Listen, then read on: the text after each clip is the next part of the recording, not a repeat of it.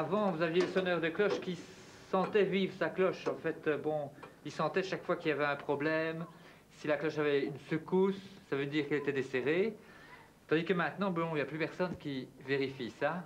Et c'est nous qui passons, alors on vérifie le serrage des cloches. Et bon, on vérifie toute la partie alors électrique de la sonnerie automatique, donc. Hein.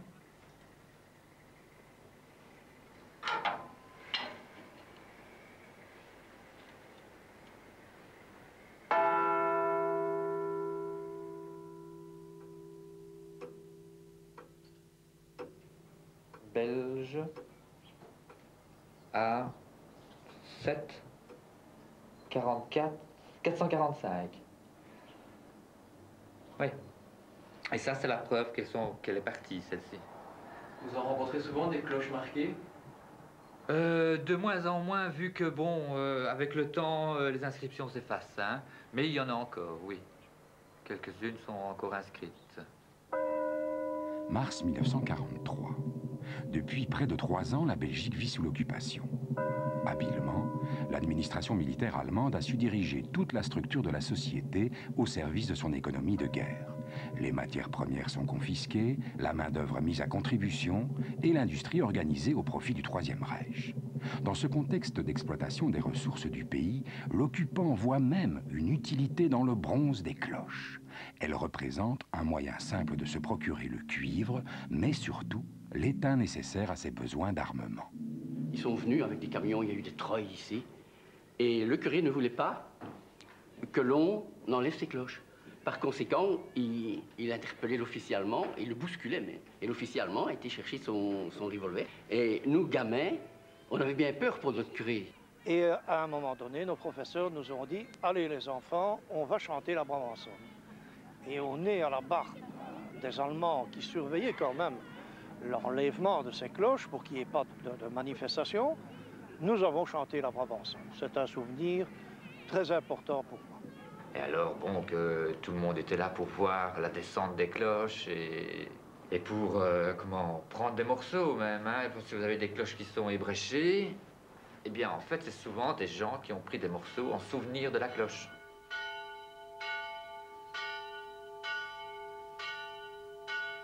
On faisait les chants, on travaillait dans les chants, et les chants c'était quand même étendu.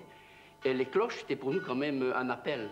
Quand c'était midi, quand c'était l'Angélus le soir. Bon, on avait des points de repère, ça fait partie de notre vie. Et je crois que ça fait toujours partie de notre vie maintenant. Ça fait partie du restant, comme de l'église, comme des tilleuls que j'ai montés dessus gamin. C'est un tout pour moi. Les baptêmes, les communions, les mariages, les enterrements, tout ça, c'est aussi dans la cloche. Hein. Même pour ceux qui ne vont pas à l'église. Hein. C'est un sentiment de rassemblement du village. Hein.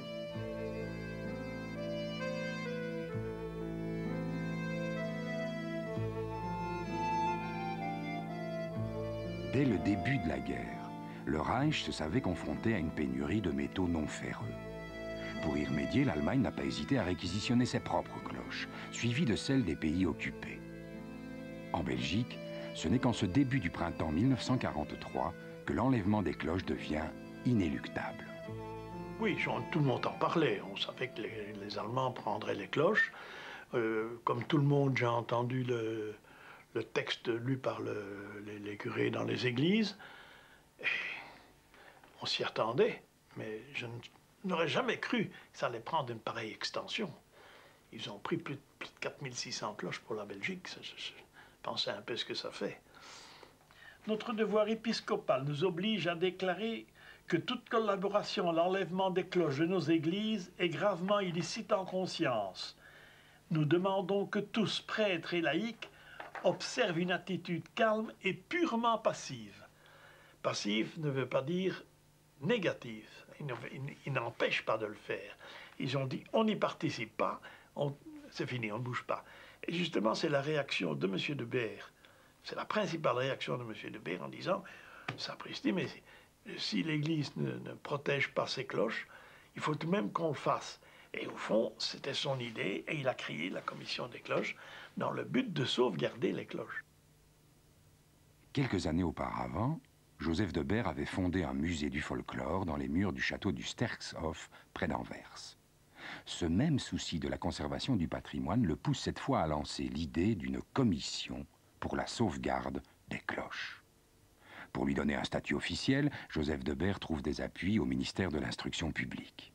Son objectif ? Poursuivre méthodiquement la défense des cloches sur base du respect du patrimoine artistique et historique. De leur côté, les autorités d'occupation ne voient en cette commission qu'un organisme inoffensif de protection artistique. En l'acceptant, l'occupant poursuit sa volonté d'entretenir une illusion de calme et de sérénité dans les territoires occupés. Ainsi, la Belgique est le seul pays à mettre en place un organisme de protection des cloches. C'est dans son musée du Sterkshof que Joseph de Beer établit le siège de sa commission. Il a sollicité l'aide bénévole de jeunes qui étaient menacés d'être déportés en Allemagne pour le travail obligatoire. Et comme moi, à ce moment-là, je terminais mes études moyennes, j'ai profité de l'occasion pour répondre à son appel et travailler avec lui, donc, à la commission. L'objectif premier, c'était de faire le recensement de toutes les cloches existantes en Belgique et faire un fichier avec une fiche par cloche avec le plus de détails possible permettant l'identification et la classification des cloches suivant leur valeur. Nommé président de la commission, Joseph de Beer engage les pourparlers avec le service compétent allemand afin d'éviter une réquisition systématique et aveugle. À cette fin, il rencontre l'officier Rosemann, qui dans le civil est professeur d'histoire de l'art. Le dialogue est possible. Ça créait une certaine ambiance bizarre de voir que des Belges s'occupaient des cloches et les Allemands les enlevaient. Et au fond, c'était M. de Beer et M. Rosemann, c'était les deux interlocuteurs valables, c'était les seuls. Rosemann décidait pour les Allemands et de Beer prenait ses responsabilités pour la Belgique. Nous étions au fond que des ouvriers vis-à-vis de M. de Beer. Hein. Ainsi, la commission obtient le maintien d'une cloche par église et la conservation de celles reconnues pour leur valeur historique ou artistique. Tout ce qui était antérieur à 1750 a été sauvé comme objet d'art. Et c'est comme ça qu'ils avaient même accepté de ne pas enlever les carillons, parce que les carillons étaient considérés comme objet d'art. Ce n'était pas un sabotage, c'est pas dans le sens de sabotage qu'on présentait ça aux Allemands. On présentait dans le cas de sauver les parties historiques qui était possible de sauver.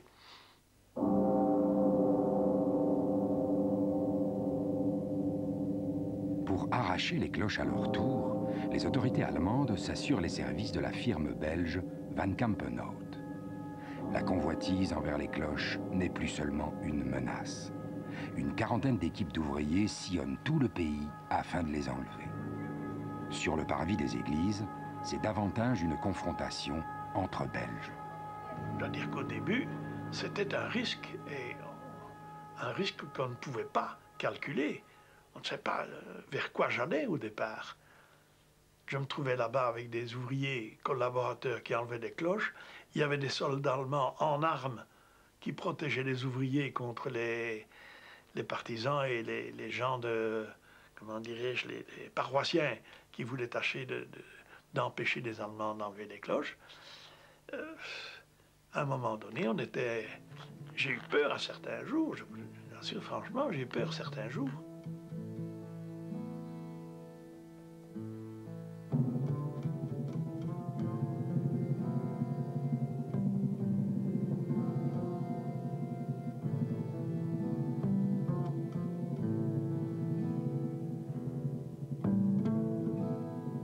Que ce soit lors de l'enlèvement des cloches ou dès leur arrivée dans un entrepôt, les membres de la commission tentent d'en sauver l'une ou l'autre sous prétexte d'un dernier contrôle de leur valeur. Malgré cela, et en dépit des reconnaissances artistiques que l'occupant daigne attribuer à certaines cloches, elles restent, avant tout, autant de tonnes de bronze indispensables à l'industrie militaire allemande. Ainsi, des centaines de cloches sont dépendues, et les membres de la commission les recensent malgré tout.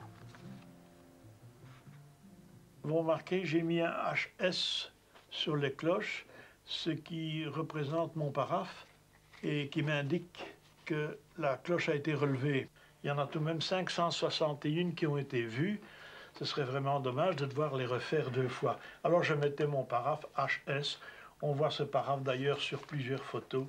Et me voici en équilibre sur les cloches, en train de relever les inscriptions. Vous aviez quel âge à ce moment-là? Ah, je suis né en 20, j'avais 24 ans. 23 ans, quoi.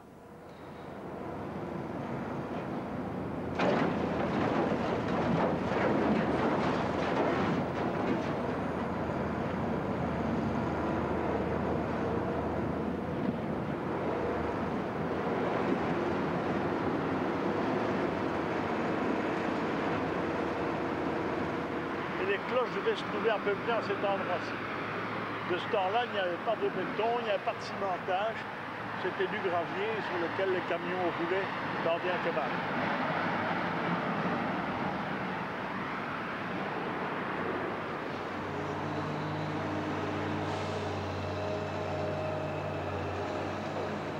Je ne marquais rien du tout. Je ne marquais rien du tout. Elles étaient marquées à la peinture, grosso modo, par les ouvriers de Van Campeno, le BE, LG, et alors un numéro à côté. Il ne marquait pas toujours le numéro de la province en chiffres romains. C'est comme ça qu'il y a eu des difficultés d'identifier des cloches. On avait le numéro, mais on ne savait pas de quelle province il venait. Tandis qu'ici, nous avions les cloches qui venaient du Luxembourg, une bonne partie de Namur. J'ai eu assez bien de cloches du Limbourg, et alors toute la province de Liège. C'est quelque chose, ça vous influence, il n'y a rien à faire. C'est pas mon âge qui me fait ça, ça tout fait. J'ai vu trop de choses quand on enlevait les cloches, la peine que ça faisait aux curés et aux villageois, et puis voir traiter ça comme vous avez la mitraille que l'on traite ici à droite, puis charger ça sur des bateaux, c'était très impressionnant. Et je dois dire que j'ai été marqué par ça, je ne l'ai pas oublié.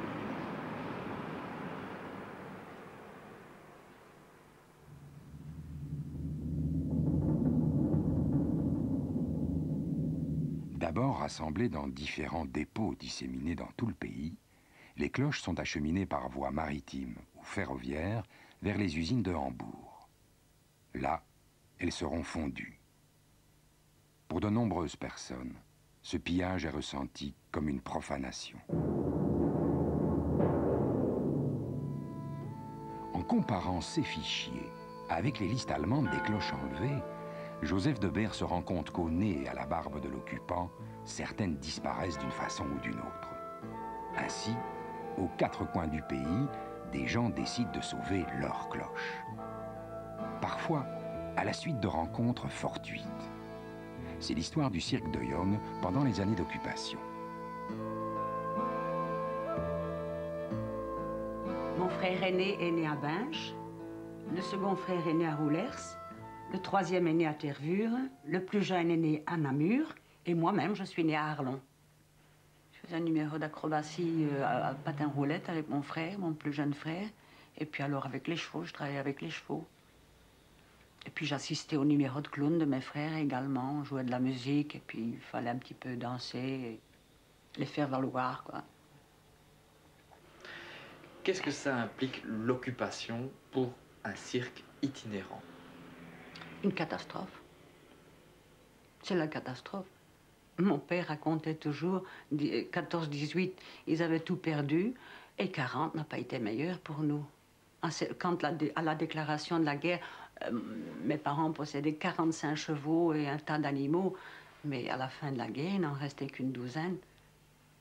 Nous avons été obligés de les vendre, il n'y avait pas de nourriture, c'était impossible. C'était 2 fois la ruine, une guerre. Quand on nous avait permis de voyager, tout le cirque était sur des plateformes de chemin de fer. Mais alors, on était toujours garés et il fallait attendre que le second train passe pour que le train du cirque puisse passer. Et mon frère avait vu qu'à côté de notre train, il y avait un train de marchandises où il y avait toutes des cloches d'église qui avaient été volées en Belgique et qui partaient vers l'Allemagne pour être fondues et en faire des bombes. Et mon frère César a demandé à sa femme, qui parlait très bien l'allemand, parle avec le sentinelle. Elle a commencé à parler du cirque et ça l'intéressait énormément. Et mon frère est monté sur la plateforme avec 2 hommes et ils ont volé une cloche. Naturellement, la grandeur ou quoi, je ne pourrais pas vous la dire parce que... Et il l'a caché dans un wagon de notre cirque. Et vous savez, il y avait toute l'installation électrique et tous les câbles. Et il a caché tout ça à l'arrière avec tous les câbles. Et elle est restée pendant toute la guerre chez nous, cette cloche. Et après la guerre, mes frères l'ont déposée à la mairie de notre première ville.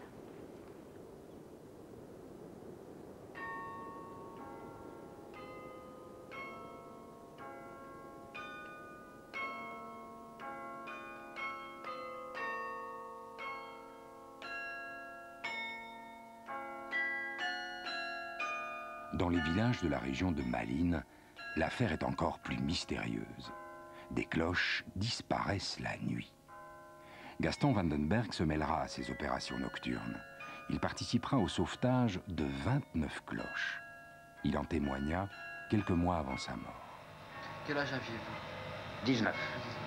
Et nous avons formé entre nous, avec seulement 7 personnes, une petite bande pour voler des cloches.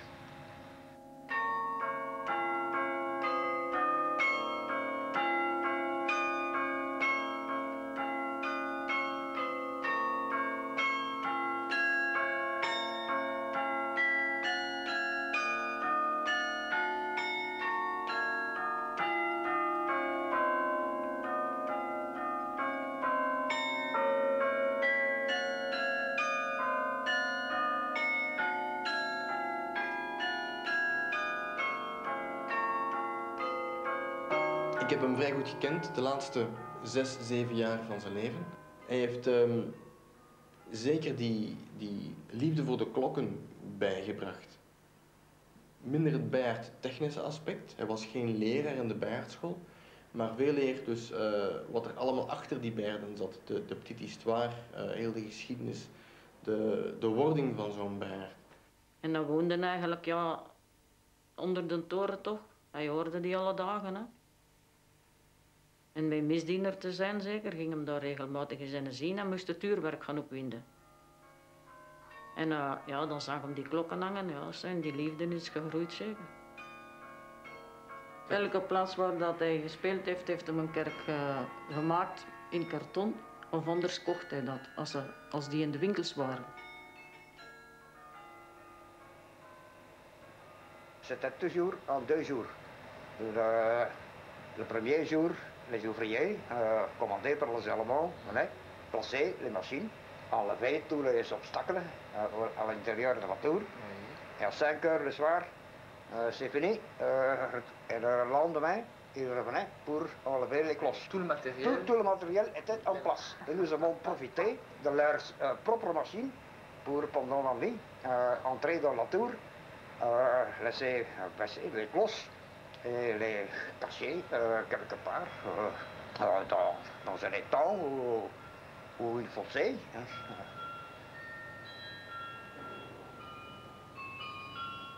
En in de oorlog heeft hij blijkbaar ook een aantal luidklokken uit de handen van de Duitsers kunnen redden.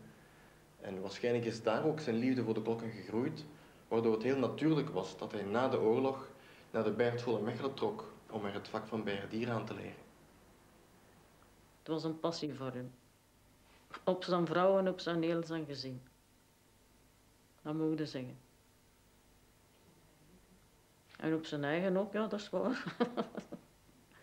Dan zegde hem dat dat waar was, hij kon het toch anders niks zeggen. Die kinderen, ja, ik heb die grootgebracht eigenlijk. Dat is zo. Mijn leven moeilijk kunnen voorstellen zonder die bijaarden en die klokken.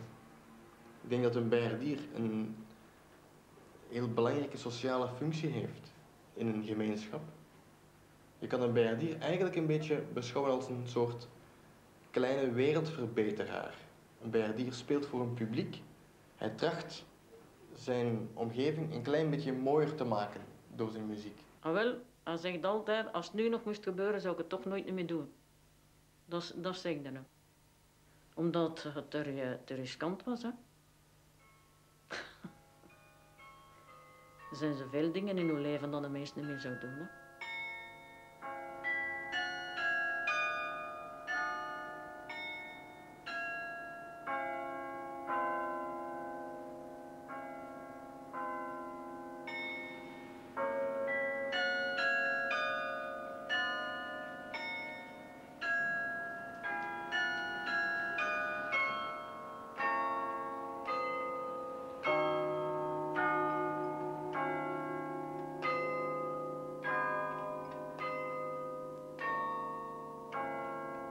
Pendant que Gaston Vandenberg multiplie ses escapades nocturnes dans les clochers, Joseph de Beer et ses acolytes ne se limitent pas aux reconnaissances artistiques allemandes. Au moyen de fraudes aussi multiples que variées, ils réussissent à soustraire à l'ennemi quantité de cloches. Joseph de Beer développe ainsi une véritable action de sabotage. Veillant à les placer dans une catégorie protégée, les membres de la commission surestiment la valeur de nombreuses cloches. Quant aux carillons, les Allemands avaient accepté de les épargner. La commission profite de cette concession pour incorporer à des claviers existants plusieurs cloches ordinaires, laissant ainsi croire qu'elles avaient toujours fait partie de l'ensemble constituant le carillon.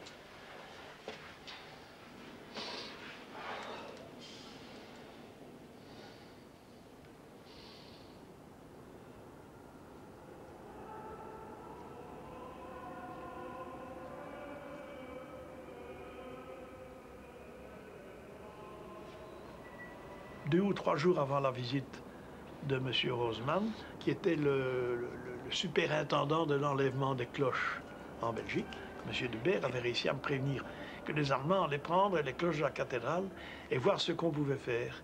Et comme je savais qu'on avait déjà fait dans d'autres églises le regroupement des cloches avec d'autres cloches de façon à créer un carillon, j'ai dit on va essayer, puisqu'il y a un carillon à la cathédrale, de rattacher les 6 grosses cloches au carillon. Et ça a marché, et les Allemands ont accepté. Je ne veux pas dire que moi j'ai démonté moi-même des moteurs et des parties métalliques, il y avait des ouvriers qui l'ont fait, mais j'y ai participé en déplaçant les pièces démontées et en allant les porter au-dessus de la voûte. Et alors après, quand on a amené des pièces de bois qu'on a trouvées ici dans les combles, on les a mises en travers de la cloche, du chemin de la cloche, de façon à prouver que la cloche n'avait jamais bougé et qu'elle faisait partie d'un carillon. D'où vient l'amour des cloches, je ne sais pas l'expliquer. Je ne saurais pas l'expliquer, mais on m'a demandé de m'en occuper. J'ai dit oui, comme j'ai été remballé parce que j'étais jeune. J'ai accepté et j'ai vraiment été mordu. J'ai dit voilà, si on parvient à sauver toutes ces pièces d'art, parce que moi j'ai toujours considéré la cloche comme une pièce d'art, j'ai toujours considéré la cloche comme vivante, je lui ai toujours donné une âme. Et j'ai réussi à en sauver, à en protéger contre la démolition. Et bien, ça m'a donné une paix intérieure très importante.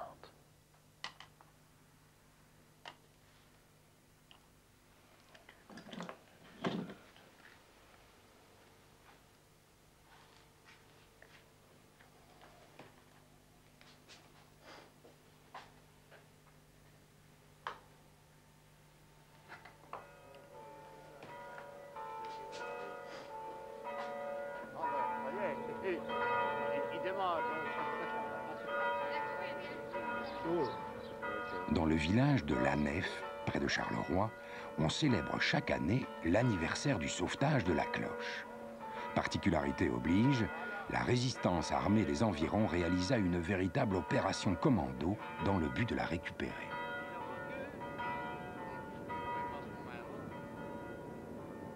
Cette année, la commémoration s'annonce avec davantage de faste. On fête le 50e anniversaire de cette épopée. Nous sommes réunis aujourd'hui dans cet édifice religieux pour célébrer le 50e anniversaire de la récupération de notre cloche par les résistants du MNB, du secteur de la Nef.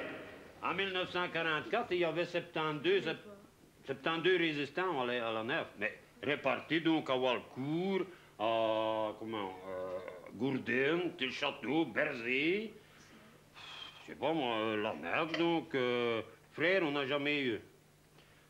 Anzinel.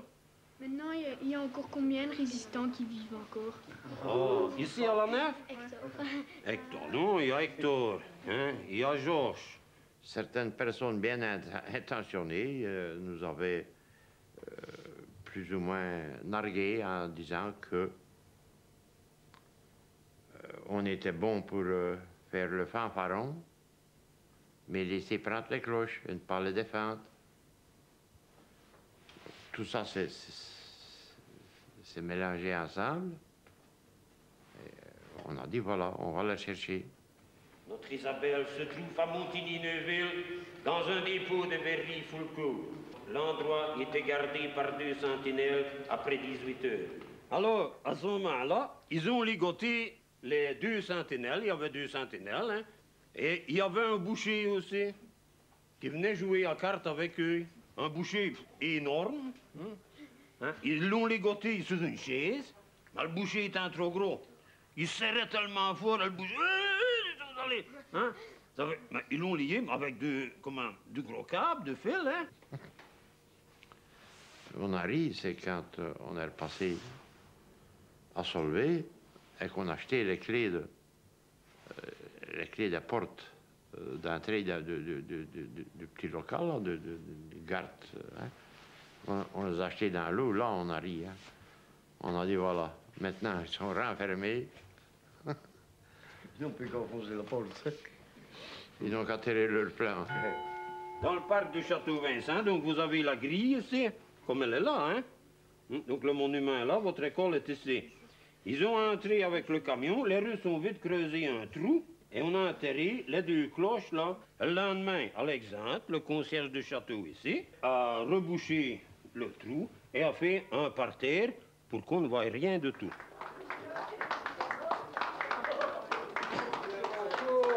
Moi, vous mettez le milieu, madame, avec ça, je suis tranquille.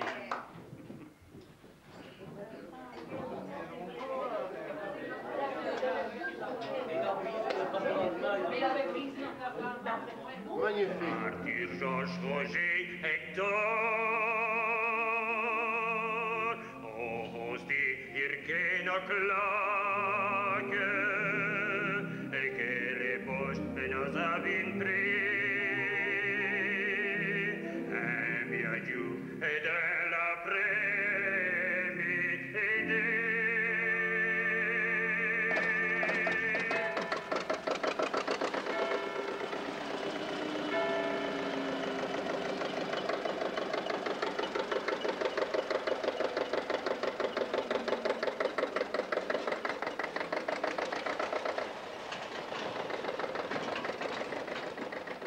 On s'est aperçu qu'elle était fêlée. On a dû la redescendre pour la fondre. Hein. Et on a baptisé le nom de son nouveau parrain et marraine.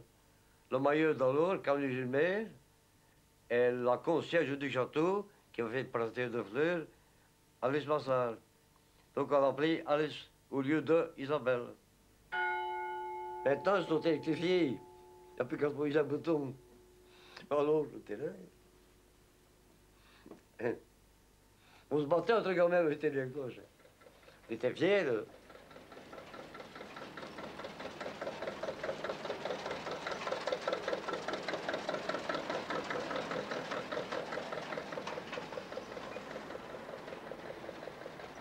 Je dors jusqu'à 3 heures du matin, tous les jours. Puis c'est fini. Après, c'est le machine qui travaille. Je prépare mon travail pour le lendemain. Je me souviens de tout ce qui s'est passé dans toute ma vie. Oh, ne parlez pas. J'ai fait l'entrepreneur. Eh bien, parfois, j'en douille un chemin. Je continue mes anciennes activités. C'est bête, hein?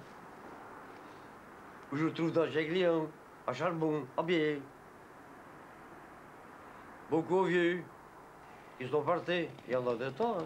Parce qu'il y a des délits maintenant. Pauvres.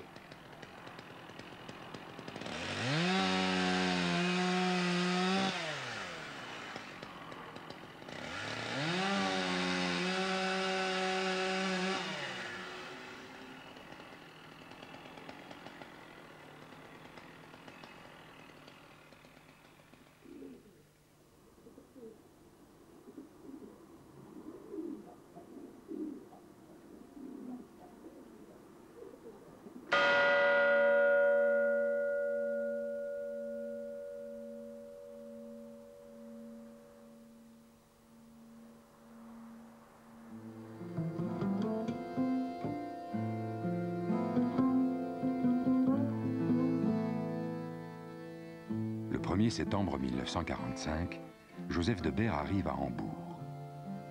Dans cette ville dévastée, il a l'espoir de retrouver les cloches de Belgique encore intactes. Autour de lui, des cloches de Hollande, d'Allemagne, d'Italie, de Pologne, et finalement, quantité de Belges. Tout est figé.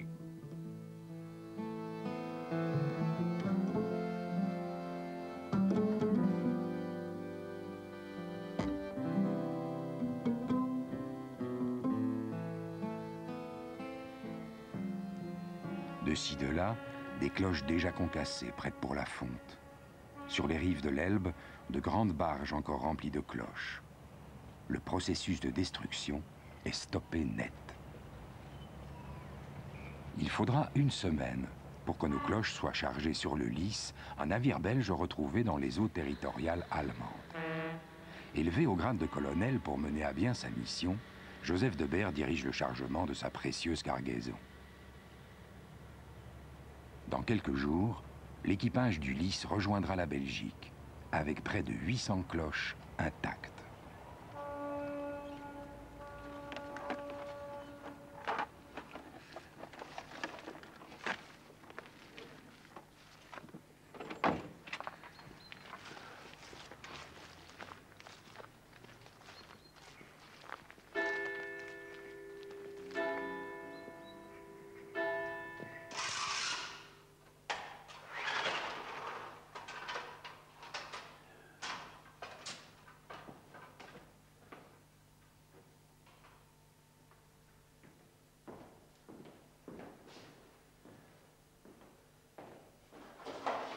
Il faut voir la correspondance que j'ai reçue immédiatement après la libération.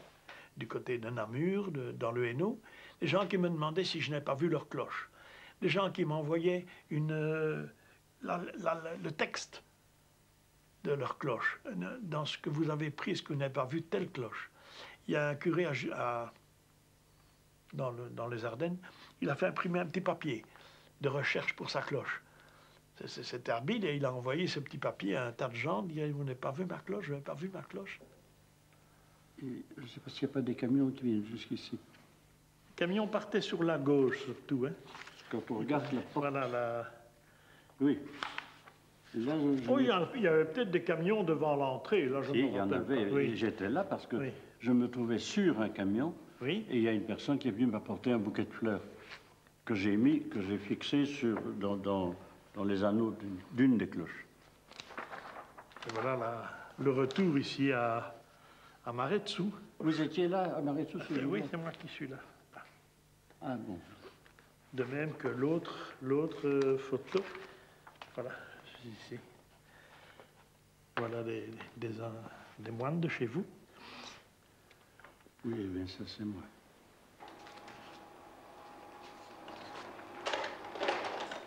Les lettres HS que vous voyez sur les cloches, c'était mon sigle. Je le traçais afin d'éviter de relever 2 fois les inscriptions sur la même cloche. Parce que je vous assure qu'il y avait de quoi se tromper. Voilà une photo agrandie de l'inscription. Sous les armoiries du baron Appelder, Alderen, doyen de Liège en 1748. J'avais mis un peu de craie sur les lettres pour faire ressortir les inscriptions. Les cloches de Gimnée, le petit village qui est voisin ici, elles sont passées par Liège et elles sont revenues. Et je les ai ramenées. Mais je vais aller voir, et j'ai la date, elles sont rentrées le 3 novembre. Mais je vais aller voir le curé de Gimnée, voir si pour le 3 novembre, il ne veut pas qu'on fasse une petite fête, ou bien que j'aille présenter ma conférence ce jour-là.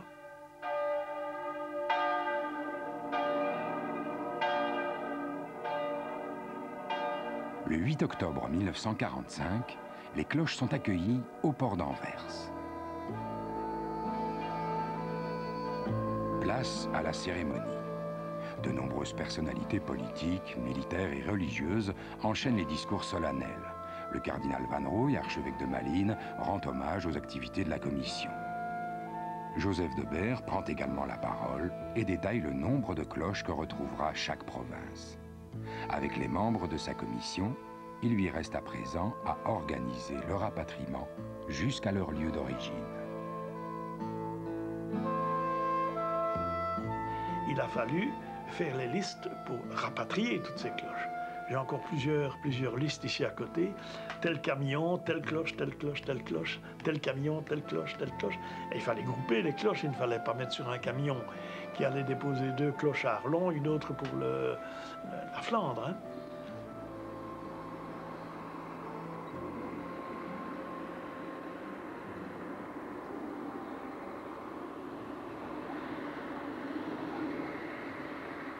Pendant les semaines qui suivent, avec l'aide de l'armée américaine, ce sont des dizaines de convois de camions et de grues qui parcourent le pays afin de remettre aux habitants les cloches ramenées d'Allemagne.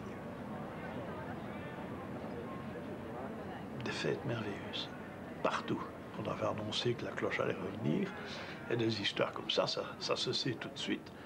Et il y avait des haies de gens le long de la route, et quand on a déchargé les cloches, les gens étaient là et regardaient la cloche, elle est revenue, etc. Après avoir veillé au remplacement des cloches perdues, la Commission pour la sauvegarde des cloches sera dissoute en 1950. De par ses activités pendant l'occupation, elle sera reconnue comme mouvement de résistance civile. Plus de 170 000 cloches seront décrochées des tours en Europe. 150 000 seront détruites, soit plus de 45 000 tonnes de bronze. Mais que signifient ces chiffres? Pour les habitants, ce qui compte, c'est l'attachement qu'ils accordent à leur cloche.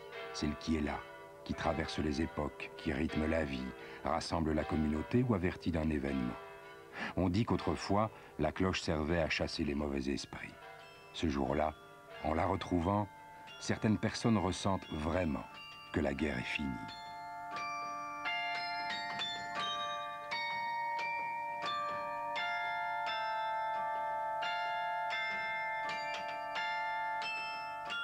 Et pour vous maintenant, après toute cette histoire, c'est quoi la cloche? Ah bon, je ne sais pas. Ne pas y penser, quoi. J'ai vécu avec ça.